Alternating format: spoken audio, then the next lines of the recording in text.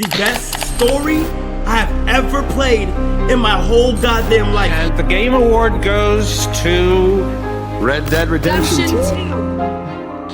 This thing sold like $750 million. Sales in just the first 24 hours. With Grand Theft Auto 5, Rockstar have tried to reimagine the open world game in a number of ways.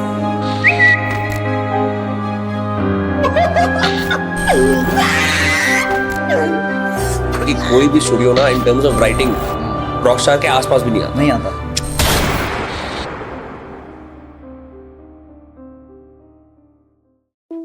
10 साल से ज्यादा हो गए हैं और पिछले almost 10 साल के टाइम में रॉकस्टार ने सिर्फ 2 ही गेम्स निकाली हैं, GTA 5 और RDR 2, जो कि नो डाउट अपने टाइम्स की तो बेस्ट गेम्स थी और GTA 5 ने तो 7 गिनीज वर्ल्ड रिकॉर्ड भी जीते हुए हैं।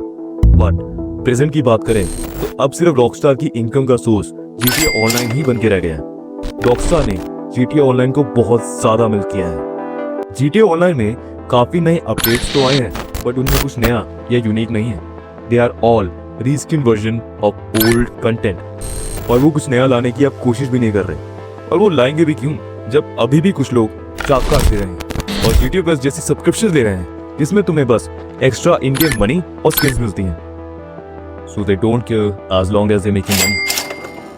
GTA ऑनलाइन के लिए रॉकस्टार ने अपने RDR 2 के ऑनलाइन को भी खत्म कर दिया और उस पर कोई नया अपडेट भी नहीं ला रहे। ना तो GTA की कोई नई सिंगल प्लेयर DLC आ रही है और ना ही RDR की। GTA ऑनलाइन मान लो कोई ऐसी सोने की चिड़िया है जो रॉकस्टार को मिल गई है और इसके अलावा रॉकस्टार को कुछ भी नहीं दिखता।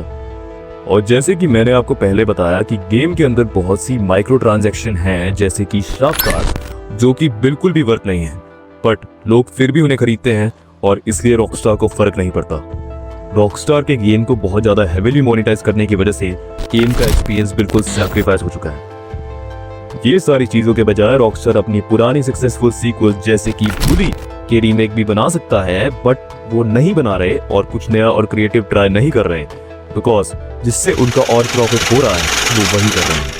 GTA 6 की डेवलपमेंट एक एक्सक्यूज नहीं हो सकता कि GTA 6 की वजह से वो ये सब नहीं कर पाए, because despite being such a big corporate company, it is very disappointing.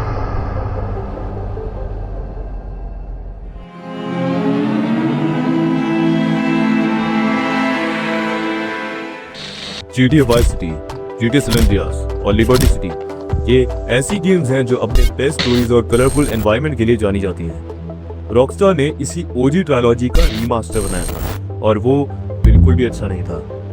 Game के अंदर बहुत सारे बग्स और ग्लिचेस थे, जिसके कारण गेम को खेलते टाइम प्लेयर्स का एक्सपीरियंस बिल्कुल भी अच्छा नहीं था। गेम में बहुत से इंप्रूवमेंट्स की जरूरत थी, जैसे कि लो क्वालिटी मॉडल्स और टेक्सचर्स एंड ड्रॉन डिस्टेंस जैसी चीजों का बहुत डल होना। इन सब चीजों के कारण प्लेयर्स को वो पुराना एक्सपीरियंस नहीं मिल पाया और ऑब्वियसली रॉकस्टार को इसकी वजह से फैन से बहुत हेट मिला। और जब ये सब भी कम नहीं था तो रॉकस्टार ने अपनी पुरानी OG ट्रायलॉजी को टीम, रॉकस्टार लॉन्चर और बाकी सभी प्लेटफॉर्म से ही हटा दिया, ताकि कोई ओरिजिनल गेम को खेल ही ना पाए और उन्हें वही बकवास रीमेक खेलना पड़े। रॉकस्टार ने रीमास्टर के नाम पे सो कॉल्ड ग्राफिक्स इंप्रूव करके न्यू ट्रायलॉजी को 4500 रुपीज के प्राइस पे सेल किया। इतनी पुरानी गेम के लिए 4500 rupees without any much improvement बिल्कुल भी वर्थ नहीं है। अभी भी 2 साल बाद रॉकस्टार पैचेस के थ्रू GTA ट्रायलॉजी के बग्स फिक्स कर रहा है। GTA ट्रायलॉजी का बकवास रीमेक बनाने के बाद रॉकस्टार ने उन्हीं मॉडल्स के अगेंस्ट केस फाइल कर दिया जो खुद इन्हीं गेम्स के रीमास्टर मॉड बनाते हैं। वो मॉडल जो अपने और आपके एक्सपीरियंस को एनहांस करने के लिए पैशनेटली मॉड्स बनाते हैं, उन्हीं के अगेंस्ट रॉकस्टार ने केस फाइल कर दिया। और तुम्हें क्या लगता है कि रॉकस्टार ने ये रीमास्टर खुद किए थे? नो, इसकी डेवलपमेंट का काम भी रॉकस्टार ने ग्रूव स्ट्रीट को दिया था। और अब रिसेंटली रॉकस्टार गेम्स ने ग्रूव स्ट्रीट के नाम को गेम्स के ट्रायलॉजी के इंट्रो स्क्रीन से ही उनका नाम हटा दिया, मतलब क्रेडिट भी नहीं दिया।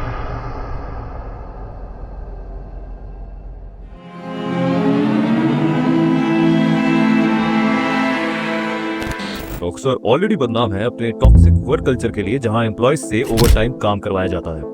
वहां एक क्रंच कल्चर था, जिसको ना पता हो, क्रंच वो प्रैक्टिस है जिसमें एम्प्लॉयज को बहुत लंबे लंबे घंटे काम करना पड़ता है, वो भी बिना एक्स्ट्रा पैसे और एक्सट्रीम प्रेशर में। रिपोर्ट्स के हिसाब से तो RDR 2 के टाइम पे एम्प्लॉयज को 100 घंटे काम करना पड़ता था, मतलब दिन के ऑलमोस्ट 15 घंटे। एक रॉकस्टार के एक्स एम्प्लॉय का तो ये भी कहना है कि GTA 4 के डेवलपमेंट के टाइम उनके हफ्ते के 7 दिनों मानव की गन पॉइंट पे काम करवाया जाता था। टॉक्सिक वर्क कल्चर के एलिगेशंस तो रॉकस्टार पर है ही, बट दैट्स नॉट इट। एक रिपोर्ट के हिसाब से तो there is also a gender pay gap, जहां पे फीमेल स्टाफ को 64% लेस पे किया जा रहा था। इसके साथ साथ कई सोर्सेज के हिसाब से एम्प्लॉयज डिस्क्रिमिनेशन भी फेस करते हैं, जहां कुछ अंडरवैल्यूड, अनवेलकम और अनसेफ फील करते हैं।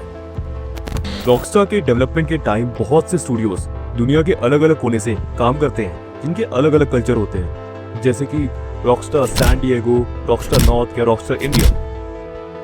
और यहाँ भी बहुत सी प्रॉब्लम्स आती थी, जैसे कि GTA 5 के डेवलपमेंट के टाइम कुछ रिपोर्ट्स के हिसाब से बहुत सारी टीम्स थी जो अलग अलग लोकेशन से इन्वॉल्व हुआ करती थी, और कुछ का कहना था कि उनके जो कॉन्ट्रीब्यूशंस थे गेम के अंदर उनको एक्नॉलेज और क्रेडिट नहीं किया जाता था।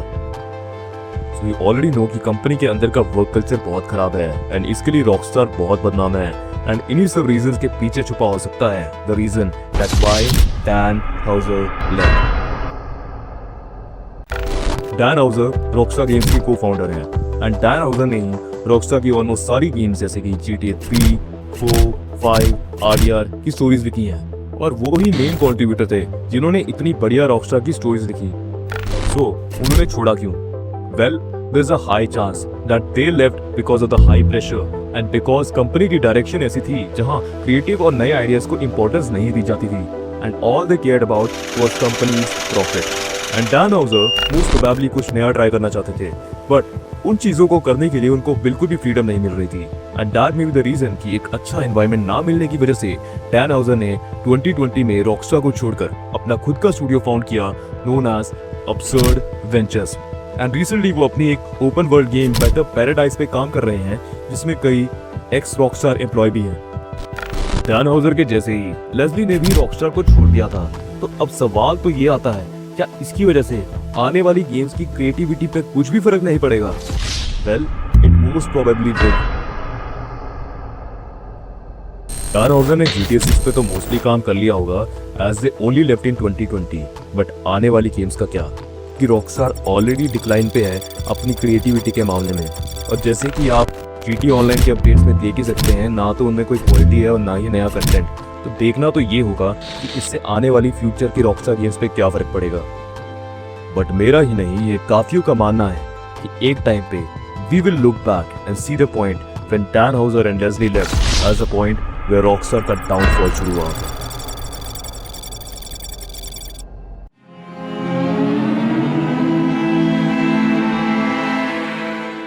If you really think कि रॉकस्टार की ग्रीड सिर्फ शार्क कार्स और GTA ऑनलाइन की माइक्रो ट्रांजैक्शंस से थी, then रुको भाई, अभी तुम्हें मैं 5M के बारे में बताता हूँ। So 5M एक मॉडिंग प्लेटफॉर्म था जो गेम को नए और क्रिएटिव आइडियाज के साथ इंटरेस्टिंग बनाए रखता था, बट रॉकस्टार ने इसको भी खराब कर दिया।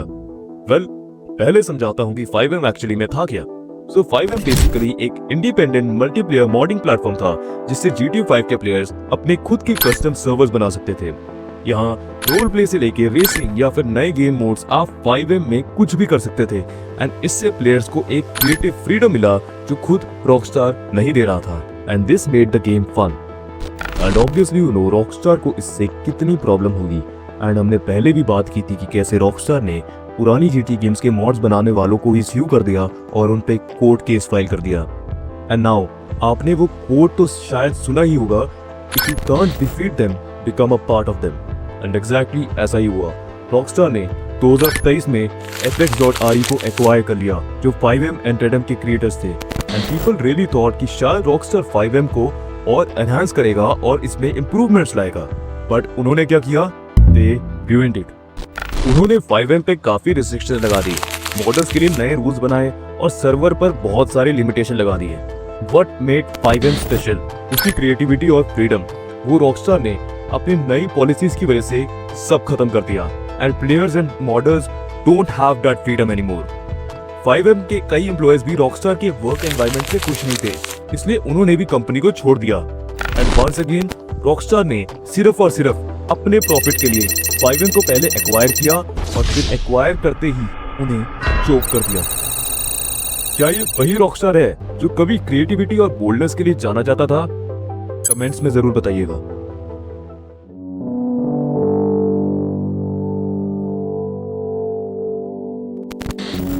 रॉकस्टार अब एक सिर्फ कॉर्पोरेट कंपनी बन चुकी है जिसका मेन गोल सिर्फ प्रॉफिट और पैसा चाहता है। देखो भाई, मेरा मोटिव रॉकस्टार को हेट फैलाना नहीं है, but it is what it is.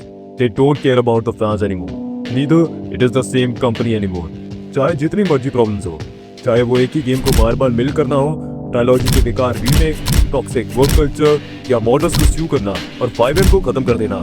Even after all this, it has become so big that it doesn't care as long as they're making money. But the thing is कि इस सब के बाद भी क्या रॉकस्टार दोबारा अपने ग्लोरी डेज में जा सकता है, या फिर वो एक प्रॉफिट मेकिंग मशीन ही बन के रह जाएगा, या फिर वो GTA 6 को भी वैसे ही मिल करेगा जैसे उसने GTA 5 के साथ किया था। आप लोगों का क्या ओपिनियन है गाइस कि GTA 6 के साथ भी रॉकस्टार ऐसा ही करेगा? कमेंट्स में जरूर बताइएगा।